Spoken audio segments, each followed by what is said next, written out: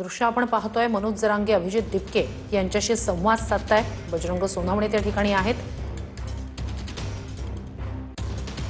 तर दुसरीकडे अगदी काही क्षणापूर्वी आपण ओम बिर्ला यांचं वक्तव्य ऐकलेलं आहे। सरकार चर्चेसाठी तयार आहे।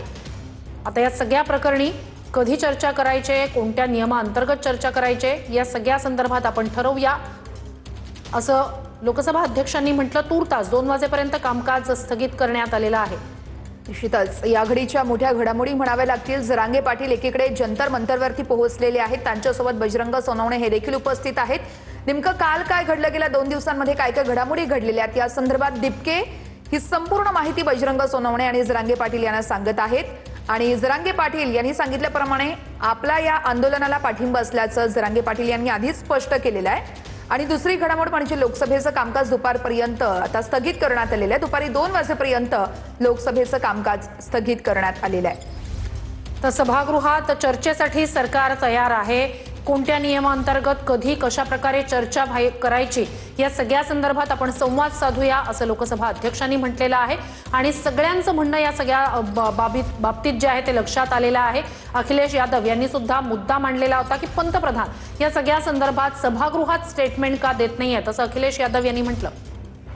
आज संसदेच्या पावसाळी अधिवेशनाचा खरं तर 3रा दिवस आहे आणि त्याच अनुषंगाने या सगळ्या घडामोडी घडतायत। ही दृश्य जे आपण बघतोय, जरांगे पाटील हे जंतर मंतरवरती पोहोचलेत आणि अभिजित दिपके यांच्यासोबत सध्या ते संवाद साधत आहेत। या आंदोलनाला आपला पाठिंबा असल्याचं जरांगे पाटील यांनी जाहीर केलंय। त्याच अनुषंगाने आता दिपके यांच्याकडून संपूर्ण संवाद साधत आपण बघतोय माहिती घेतली जाते। त्यांच्यासोबत बजरंग सोनवणे हे देखील उपस्थित आहेत।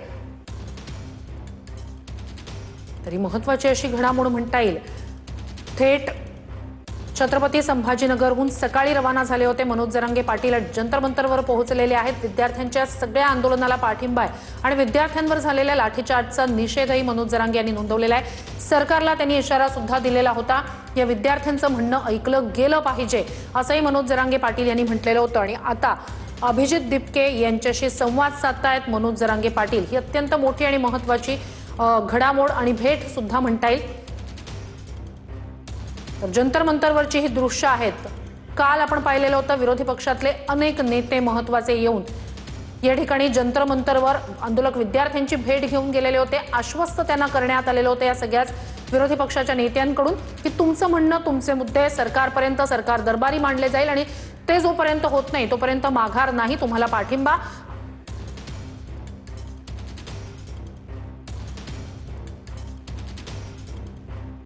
की या ठिकाणी जंतर मंतरवर